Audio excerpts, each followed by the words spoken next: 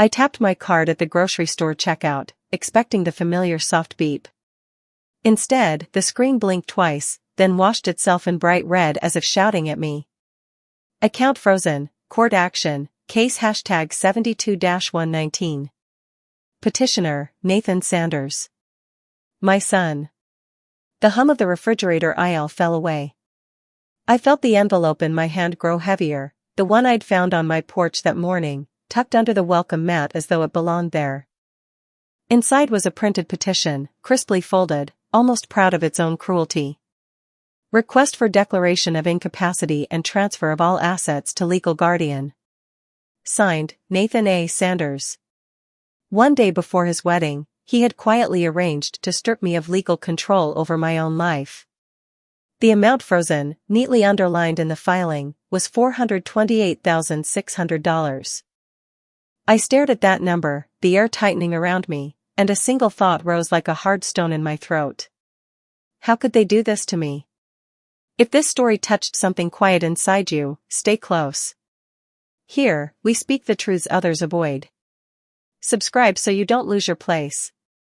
My name is Mary Sanders. I am 67 years old, and for most of my life, I believed steadiness was the truest form of love.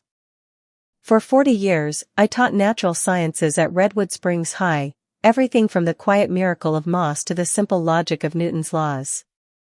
I liked order, patterns, and the way young people grew brighter when they understood something for the first time. My classroom smelled of chalk dust and old books, and the students used to tell me it felt safe, like a place where nothing terrible could happen. That was the life I built. Not glamorous, not dramatic, but solid. Mark, my husband, used to say I had a gift for keeping the world from falling apart. After he died, that responsibility became mine alone, our home, our finances, our son. I carried it without complaint. When Nathan struggled through college, I wired him money before he even asked. When he wanted to buy his first house, I covered the down payment and told him it was a parent's privilege. When he doubted himself, I reminded him that strength rarely announces itself with noise. He used to come to me for everything. I was the person he called late at night, the one whose number he kept at the top of his favorites list. For years, it felt like we were a small team of two, moving through life with gentle predictability. I never imagined anything could shift that. But then Brianna arrived. The first time I met her, she wore a soft gray coat and moved with the quiet confidence of someone who had decided the room was hers before entering it. Beautiful, polished, precise, a woman who never misplaced a word. When she shook my hand, her fingers were cool, as if she had just come in from winter. She smiled, but nothing warm reached her eyes. She had a phrase she used often, delivered lightly, as though it were harmless. New family, new chapter, new rules. I heard it at dinners, at birthday gatherings, in passing conversations while she rearranged the silverware at my table. Each time, the words settled a little deeper, like stones dropped into still water. At first, I tried to welcome her. I invited her for tea, offered to help with the wedding planning, asked gentle questions to learn who she was. She always responded politely, but with the faintest air of enduring something unnecessary. Over time, she stopped trying to conceal it. When she glanced at me, it felt like she was appraising a piece of furniture she found inconvenient. The shift happened slowly, quietly, almost invisibly. Nathan, who once laughed easily in my kitchen, began deferring to her for every opinion. He started arriving late to our weekly lunches, then canceling them entirely because things were suddenly hectic. He said it kindly, but distractedly, as though he were already halfway out the door. I recognized the pattern long before I admitted it, the gentle distancing, the way he began to view my presence as optional. Not unwanted, not yet, but unnecessary. And there is a particular ache in realizing that the person you raised, protected, and believed in with your whole heart has begun to think of you as an obligation. It didn't happen in a single moment. It came as a series of tiny hesitations, small pauses in his voice, small shifts in his posture. When he hugged me, he kept one arm loose. When he told me about his life, the details grew thinner, like he was giving me only the pieces he no longer needed. I tried not to take it personally. I told myself he was building his own future, that it was natural for children to step away. But the truth was sharper than that. My son wasn't stepping forward, he was being steered, carefully and deliberately, by a woman who looked at me as though I were a fragile relic from a life she intended to replace. And somewhere inside him, in ways he never said aloud, he began to believe her. That was the foundation beneath what happened at the grocery store, the moment my card failed, and the machine declared me legally incapacitated. It wasn't an accident. It wasn't a misunderstanding. It was the natural conclusion of a long, quiet erasure. And standing there with the petition in my hands, I understood something painful but undeniable. To them, I was no longer a person with a history, or a teacher who once steadied hundreds of young lives. I was just an obstacle in theirs. I remember the moment with a clarity that still surprises me. Nathan had come by on a pale October afternoon, the kind where the air smells faintly of wood smoke and the light slants through the windows like a reminder to slow down. He stood in my kitchen, turning a small velvet box over in his hands. I recognized the way he held it, careful, almost reverent. "Mom, look," he said, opening it to reveal the ring he planned to give Brianna.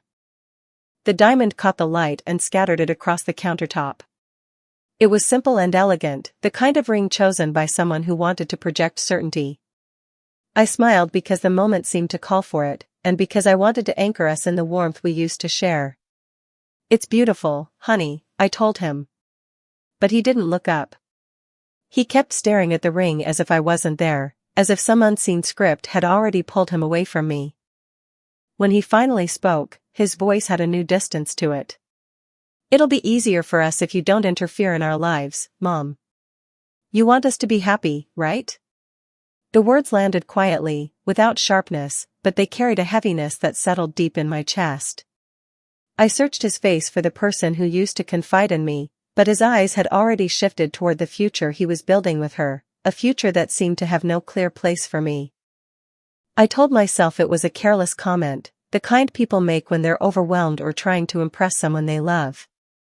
I even convinced myself to laugh it off later, brushing the moment aside while I washed the dishes and listened to the steady hum of the refrigerator. But something inside me had shifted. A thin crack had formed, hairline and nearly invisible, but present all the same. In the weeks that followed, that crack revealed itself in small ways. Nathan canceled dinner plans because Brianna had other ideas. He returned my calls with shorter messages, as though he were rationing his time. He mentioned the wedding in passing, always with the unspoken understanding that I was expected to observe from a polite distance. Whenever I replayed that afternoon in my mind, the moment that stood out wasn't his words, it was the way he avoided my eyes, as if looking at me might complicate the decision he had already made. I began to sense that he was being coached into a different version of himself, one that regarded family as something negotiable. I kept the memory tucked away, telling myself not to overthink it, not to let worry rewrite the truth. But the mind has a way of storing warnings long before we recognize them. And somewhere deep down, I knew, that was the first sign that the ground beneath us was beginning to shift. It would take months, and a far sharper blow, for me to understand just how deliberate that shift truly was. Looking back now, I can trace the edges of that moment more clearly than I could then. It was the first time I felt something subtle loosen between us, like a knot slipping without fully untying. I remember watching him leave that day, the ring box tucked safely in his pocket, his steps quick and eager. He didn't notice me standing by the window, holding my mug with both hands as if the warmth could steady me. I told myself he was simply in love, caught up in the rush of possibility, but beneath that explanation was an unease I couldn't name. I found myself replaying the conversation during quiet hours, the way his tone had changed, the polite dismissal threaded through his words. It was as though I had shifted roles without realizing it, from the person he leaned on to someone whose presence needed managing. I tried to be patient, to be understanding, but patience without clarity becomes a kind of silence, and silence can be dangerous in the wrong hands. Still, I held on to hope, trusting that the bond we shared would outlast whatever adjustments came with this new relationship. I had no reason then to imagine anything more sinister than distance. But sometimes, betrayal begins gently, almost kindly, wearing a face you recognize until it no longer resembles the person you once knew. That afternoon was the first quiet warning, the first small fracture that hinted at everything that would come after. I wish I had paid closer attention. There were signs tucked into the smallest gestures, the way he checked his phone mid-sentence, the way Brianna's preferences slipped into his vocabulary, the way he spoke about independence as though it required cutting old ties. None of it seemed dangerous at the time, just the growing pains of a life expanding beyond my reach. But beneath those gentle shifts, something was being rearranged, slowly, quietly, and without my consent. Had I understood more, I might have asked harder questions or held firmer lines.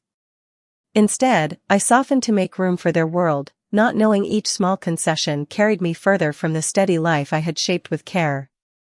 It was only the beginning, though.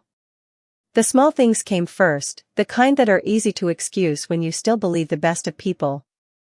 That year, Thanksgiving passed without an invitation. Nathan called the night before, his voice rushed and cheerful, telling me they were doing something low-key with friends this time. I made myself a small plate of turkey from the deli and told him I understood. After all, children grow up.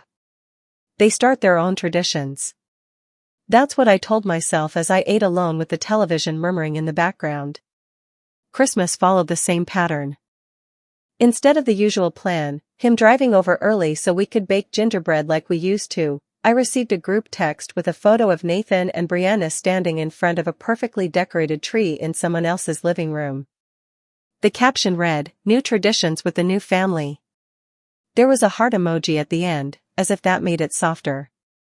I stared at the screen, the glow reflecting off the old glass ornaments on my own tree, and realized I had not been invited to whatever counted as family that year.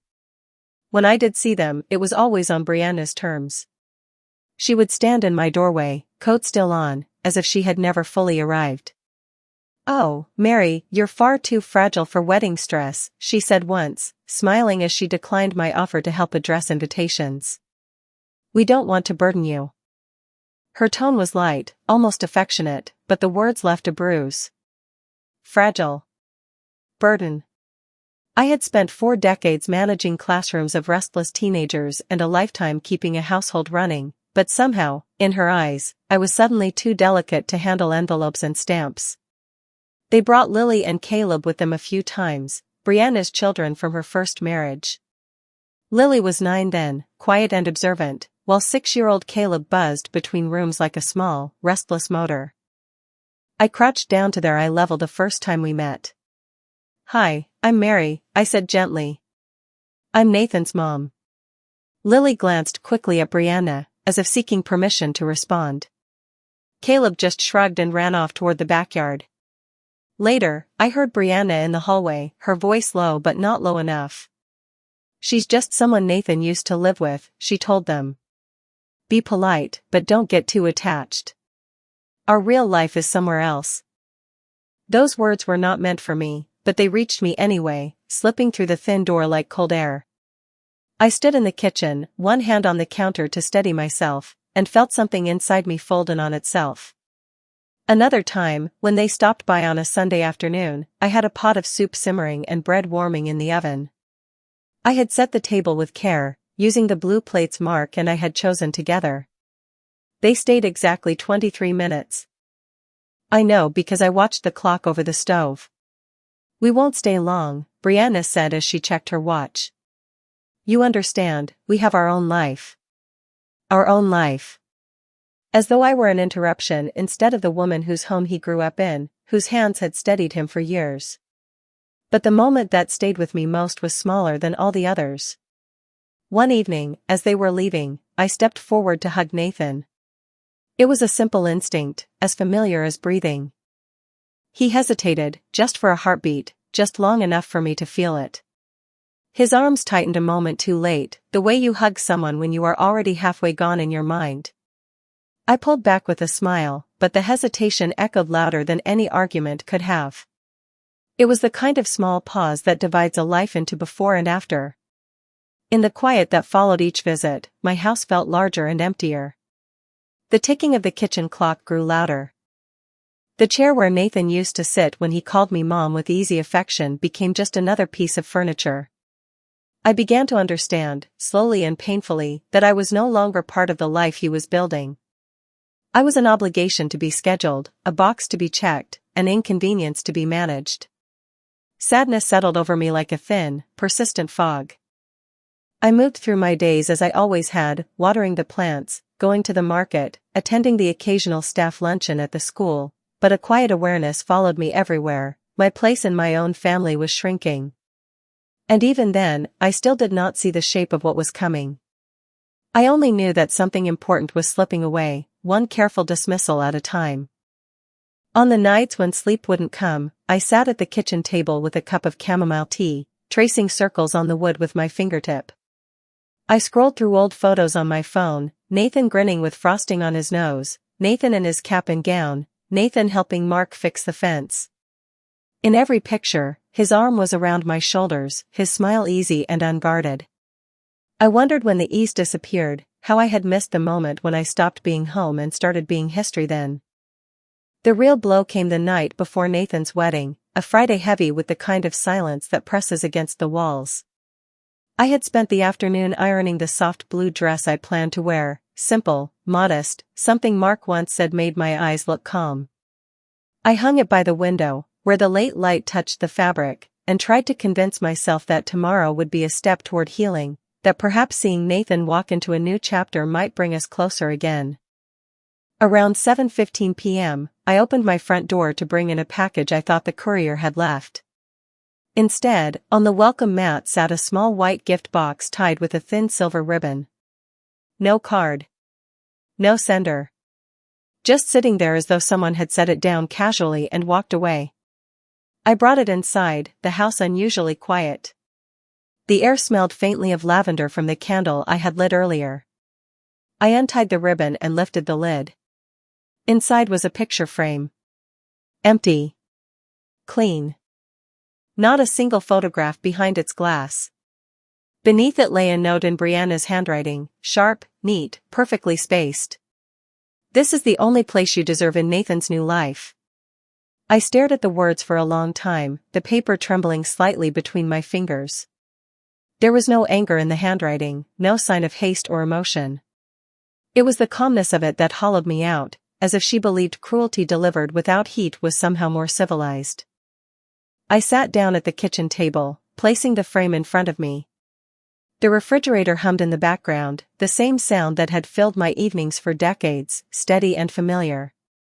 But that night it felt louder, as if trying to keep me tethered to something real while the rest of my world shifted. At 8:04 p.m., my phone rang. The caller ID showed the bank's name. I answered, expecting something minor, an attempted login, a verification request. Instead, a woman's voice, formal and apologetic, spoke words that did not make sense at first. "Mrs. Sanders, your accounts have been frozen." I felt my breath stall. "Which accounts?" "All of them," she said softly. "Checking, savings, the retirement portfolio, and the investment accounts. A petition was filed today claiming you are mentally unfit to manage your own finances." I pressed my hand to my chest, as though I could steady my heart through sheer will. "Who filed it?" There was a pause, the kind that tells you the truth will be worse than the waiting. "Your son, ma'am. Nathan A. Sanders." For a moment, the room seemed to move around me. The candle flickered. Outside, a car drove by slowly, the headlights sweeping across the wall like a brief, searching question. I leaned forward, bracing my arms on the table. "How much?" I managed. "The total funds currently frozen amount to $428,600. The woman continued speaking, protocols, hearings, temporary guardianship language, but her voice blurred, as though I were underwater. I had spent years making careful decisions, months rebalancing accounts, decades earning every dollar that sat under my name. Yet with one signature filed in a courthouse I had passed 1,000 times, everything had been taken out of my reach. Not lost. Just no longer mine. When the call ended, I set the phone gently on the table. The empty frame sat beside it, catching a slant of lamplight. For a moment, I wondered if Brianna had known about the petition when she left the box. If she and Nathan had decided together to erase me, not only from the wedding, but from my own life. I felt no scream, no burst of rage. Instead, a quiet pain settled through me, slow and heavy, like water filling a sinking boat. I had raised a boy who once hugged me with both arms, who cried into my shoulder when his father died, who told me I was the strongest woman he knew. And now, on the eve of the day he promised himself to someone else, he had chosen to take from me the one thing I had always guarded, my independence. I reached out and touched the empty glass of the frame. My reflection stared back faintly, blurred by the dim light. I thought of all the moments we had shared, all the years I had held him up, guided him, protected him. None of that mattered now. Not to him. Not enough to stop this. I whispered, to no one in particular, why? The house remained still. Only the candle answered, its flame bending slightly in a draft I could not feel. That was the moment the truth settled in. This was not a misunderstanding or a mistake. It was deliberate. It was planned. And it was meant to tell me exactly where I stood. Nowhere. I sat there for a long time, the evening stretching out in front of me like a road with no markers. The blue dress hung untouched by the window, swaying slightly as the heater clicked on. I realized then that even if I attended the wedding, there would be no place for me. Not among the guests. Not in the photographs. Not in the quiet corners where mothers usually stand to watch their children step forward. I thought of Mark, of the way he used to take my hand when I felt uncertain. He would have known what to say, how to read the spaces between Nathan's choices. Instead, it was just me and the soft tick of the clock above the sink. I swallowed hard, feeling the weight of an understanding that seemed to settle into my bones. They had been preparing for this. The distancing, the missed holidays, the polite refusals. Every small dismissal had been a rehearsal for this night. And I had mistaken each one for something temporary, something fixable, something that love could still soften. But this was not softness. This was removal. I looked again at the frame, its clean emptiness reflecting nothing of the life I had poured into my family. Brianna had chosen her message carefully. Nathan had chosen his action decisively. And together, they had delivered a truth I could no longer pretend was anything but intentional. The night before his wedding, my son had written me out of the story entirely. I sat alone in my kitchen, the empty frame in front of me like a small, cruel mirror. The candle had burned low, a ring of wax curling at its base. Outside, the street was quiet, the kind of quiet that makes every sound inside the house feel louder than it is. The bank call, the petition, Brianna's note, they circled in my mind like birds looking for a place to land. I had spent my whole life solving problems for other people. Students. Colleagues. My husband. My son. If something broke, I fixed it. If someone stumbled, I steadied them. It was a role so natural to me that I never imagined needing to protect myself from the very people I had spent years protecting. For a long time, I simply sat there, hands folded, listening to the refrigerator hum and the clock tick on the wall. My heart ached, but beneath the ache, something else began to form, something colder, quieter, and far more solid. This will not continue. The thought did not arrive with drama. It settled over me slowly, like a heavy coat being placed on my shoulders. I looked around my kitchen, the dent in the table where Nathan had once dropped his backpack, the faded mark on the wall where Mark had leaned a ladder, the chipped mug I used every morning. My life was here, worn into the corners of this house, built across decades of steady work. I had not survived Mark's illness, the long nights of grief, the years of holding everything together alone, just to be erased by a stack of papers and someone else's greed. Not again. Not with me. I reached for the petition lying beside the frame.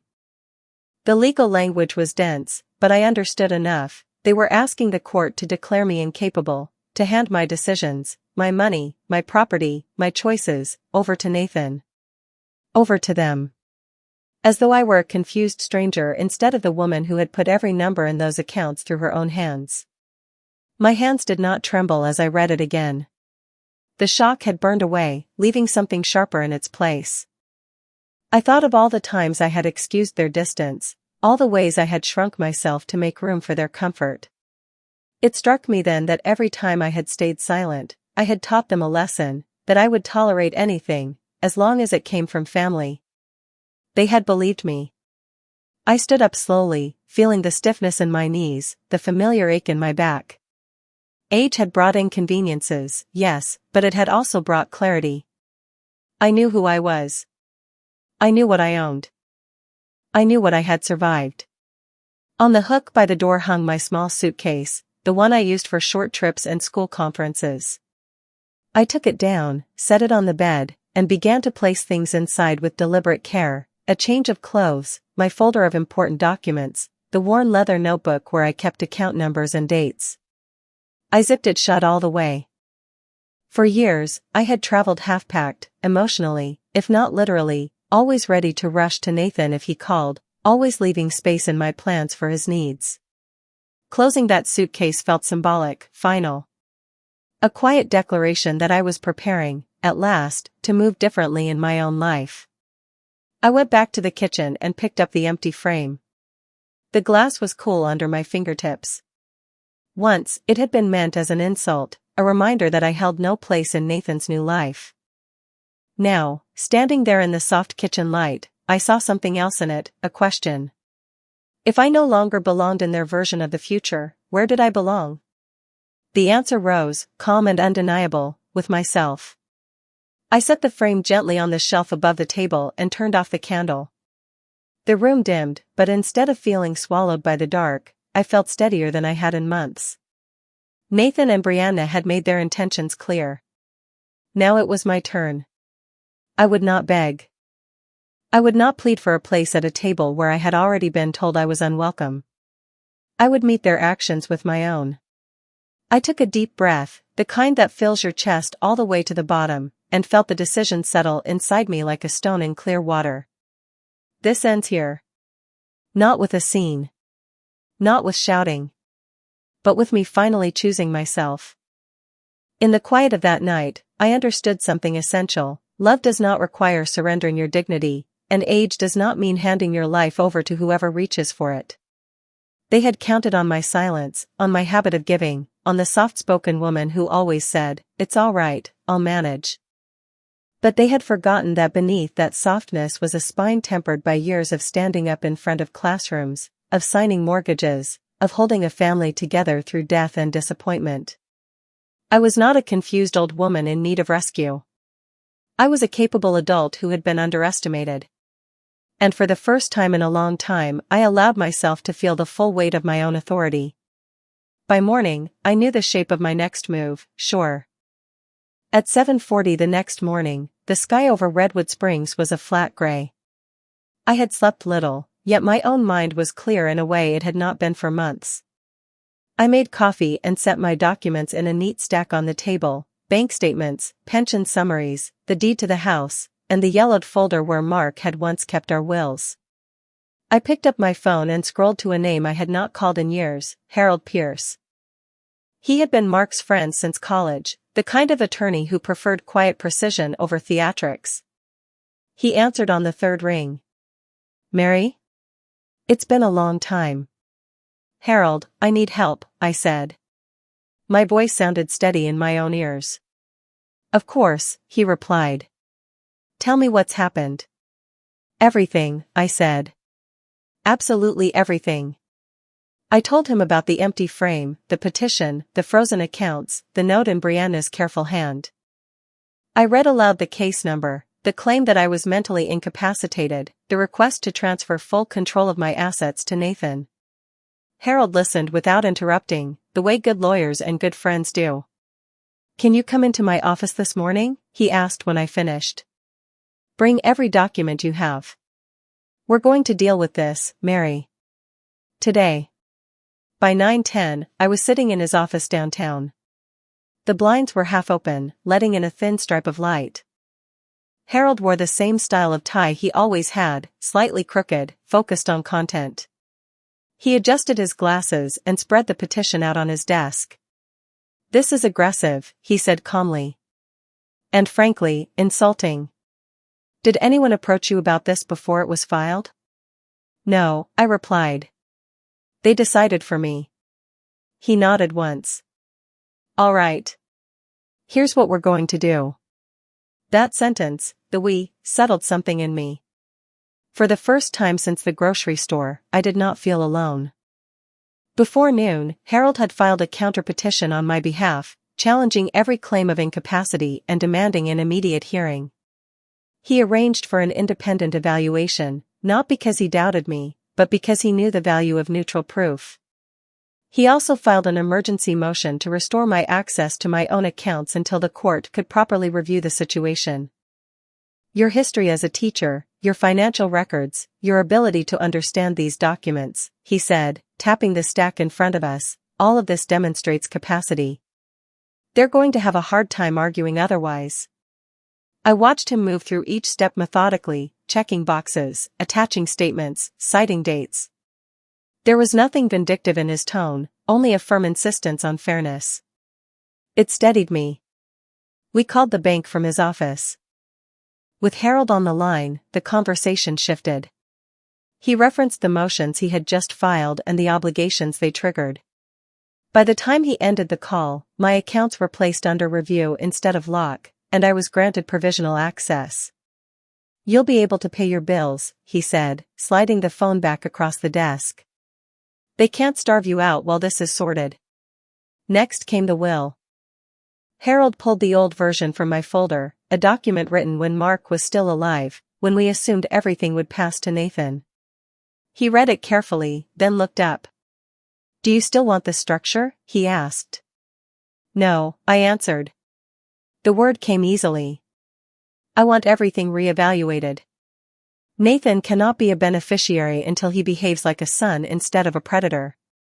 We spent the next hour outlining a new plan. Not out of spite, but out of self-respect. We talked about charities I valued, about the scholarship Mark had once dreamed of funding for engineering students from Redwood Springs, about what it meant to leave something that reflected who I truly was. Then I told Harold about the assets Nathan didn't know existed, the small parcel of timberland my parents had left me, the conservative investments I had managed quietly over the years, and the old industrial building on the east side of town that I had bought after Mark died, intending it as a long-term rental. Harold raised his eyebrows. "Does Nathan have any idea about these?" "None," I said. "I never discussed them. He assumed what he could see was all there was." "Good," Harold replied. "We'll move quickly. We'll place those assets in vehicles that protect your control and your intent. They're yours, Mary. And we are going to make sure they stay that way." As the printer hummed and pages slid onto the tray, I felt something loosen in my chest. The fear that had crept in the night before began to recede, replaced by a quiet, growing strength. I was no longer reacting to what had been done to me. I was acting on my own behalf. By the time I left his office that afternoon, my steps felt different, more grounded, more deliberate. Nathan had filed papers to declare me powerless. That same day, with Harold's help, I had answered him with my own. Not with shouting. With signatures. News travels strangely fast in families, even ones that barely speak. By the next morning, Nathan had learned that I had reversed the petition, restored my legal capacity, and blocked every action he had tried to take. I hadn't reached out to him. I hadn't explained or defended myself. The court notifications and the sudden halt to his access attempts had spoken loudly enough. I was sitting at my dining table, reviewing Harold's printed documents, when my phone buzzed with a call from Nathan. For the first time in months, his name appeared without a photo beside it. I had removed it the night before. I let the phone ring until it stopped. A minute later, it rang again. Then again. By the fourth call, he switched to voicemail. "Mom, what are you doing?" "You're blowing everything up," he said, breathless, as though he were the one being wronged. "We had a plan. This isn't how any of it was supposed to go. I listened without responding. It was remarkable how quickly those who take from you claim that they are the ones losing something. Within hours, the tone shifted. Brianna was next. Her message came through sharp and controlled. Mary, I don't understand why you're escalating this. You're creating chaos on a very important weekend. Nathan is devastated. This is not the time. Not the time, I thought. Not the time to defend myself. Not the time to reclaim what was mine. Yet, apparently, it had been the perfect time for them to take it. The wedding proceeded without me, of course. I imagine the ceremony itself was lovely, full of curated softness and expensive florals. What I know for certain is that the mood beneath it was something else. While the guests took their seats and the music swelled, Nathan kept checking his phone. He had sent me a final message that morning: "We can fix this if you stop now. Please don't ruin our day." I didn't respond to that, either. By the time the vows were exchanged, the legal notice of my counter-petition had already been formally delivered to his attorney, a man who, judging from his abrupt email to Harold, had not been informed of the full situation. That, I admit quietly, brought me a small and private sense of justice. If Nathan was going to treat me like a problem to be managed, then he could live for a moment in the consequences of treating people that way. That weekend, several transactions bounced against my now protected accounts: a resort booking in Maui, a payment to a luxury furniture store, a transfer request titled Joint Future Fund. All were denied. Every decline likely sent another ripple through their carefully constructed plans. Harold forwarded me a polite but pointed message from Nathan's attorney asking for a clarifying conversation regarding financial expectations. Harold responded with equal politeness that no such expectations existed, as my estate planning was entirely under my control. I smiled when I read it. A small smile, nothing triumphant, just the quiet relief of someone who has stopped apologizing for their own boundaries. Then came the revelation Nathan had not expected at all. Harold filed new deeds and protective instruments for the assets Nathan never knew about: the timberland, the rental building, the investments.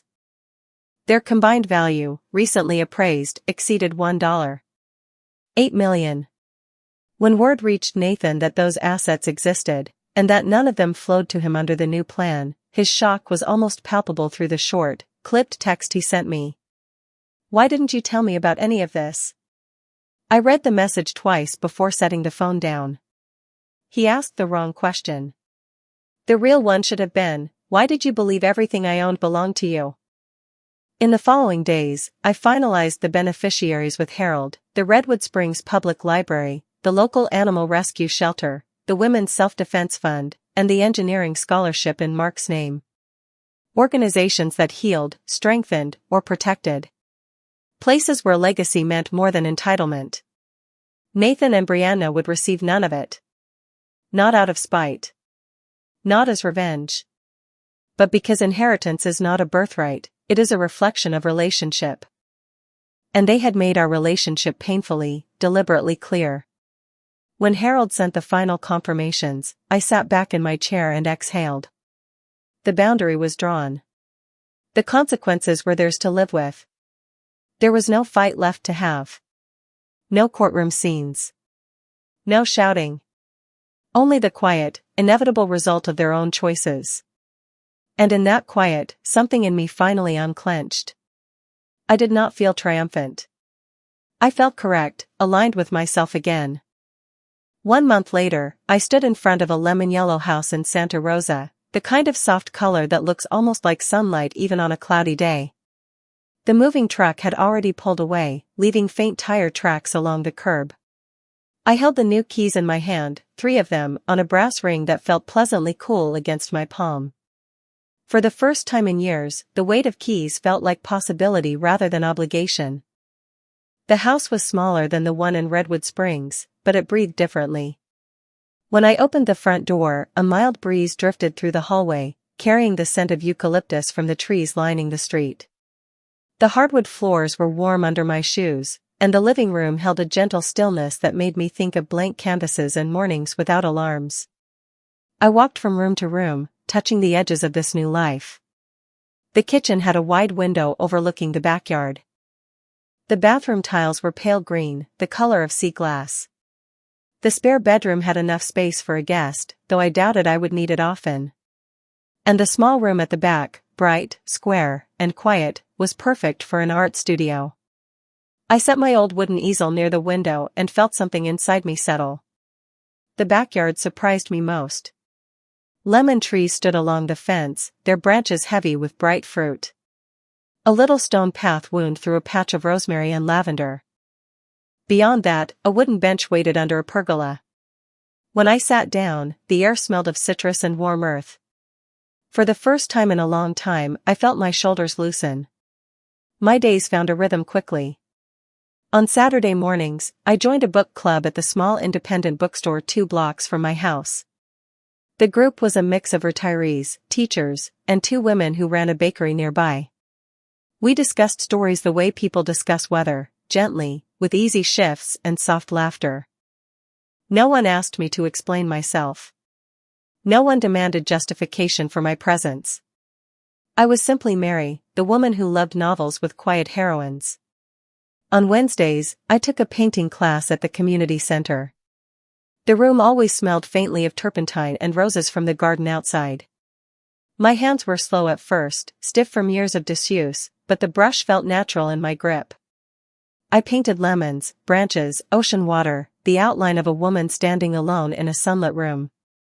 When the instructor said, "You have a steady touch," I felt a warmth I hadn't felt in years, simple recognition, without expectation. Evenings in Santa Rosa were gentle. I cooked again, not out of duty but choice. I roasted vegetables, simmered soups, baked small loaves of bread. I ate on the porch sometimes, listening to the distant hush of the ocean. The waves were 20 minutes away, close enough to visit when I wanted the reminder that the world was large and I was still free to move through it. The phone was quiet, and that quiet no longer felt like abandonment. I no longer waited for Nathan to call. I no longer replayed old conversations or wondered what I could have done differently. Healing did not come as a sudden revelation, it came in small ways. The soft click of a new lock. The first grocery trip where I paid without worry. The moment I unpacked Mark's favorite mug and placed it gently on my shelf. Some nights I sat at my studio window with a cup of tea, watching the last of the daylight turn gold behind the lemon trees. I let myself imagine what Mark would say if he could see me now. Probably something practical, something steady. But I think he would be proud. Not because I fought back, but because I chose myself with the same quiet diligence I once used to care for everyone else. I made new friends. I learned the names of neighbors who waved from their gardens. I volunteered twice a week at the animal rescue shelter, brushing the cats and walking the older dogs who needed slow, patient company. Their trust came gradually, and I understood that pace intimately. My life no longer felt like something I had to defend. It simply belonged to me, mine to shape, mine to inhabit, mine to protect. And with each passing day, I realized how much space there is inside a life when you are not constantly shrinking to accommodate others. One afternoon, as I clipped a sprig of rosemary for dinner, it struck me that the boundaries I had drawn were not walls but doorways, openings that led me here, to this quiet, steady place where I could grow again. I was no longer holding on to what had hurt me. I was holding on to what was becoming possible. Sometimes I still think about that empty frame. For a while, it felt like a verdict, a quiet declaration that I did not belong anywhere in the life my son was building. But now it sits on a small shelf in my Santa Rosa living room, holding nothing but light that shifts through the window each afternoon. I keep it there as a reminder, not of loss, but of clarity. I am not empty. I am not diminished. I simply no longer stand in places where I'm asked to disappear. Life has become quieter, steadier, and more honest. If this touched a nerve, you belong here. Subscribe to hear truths where silence becomes strength.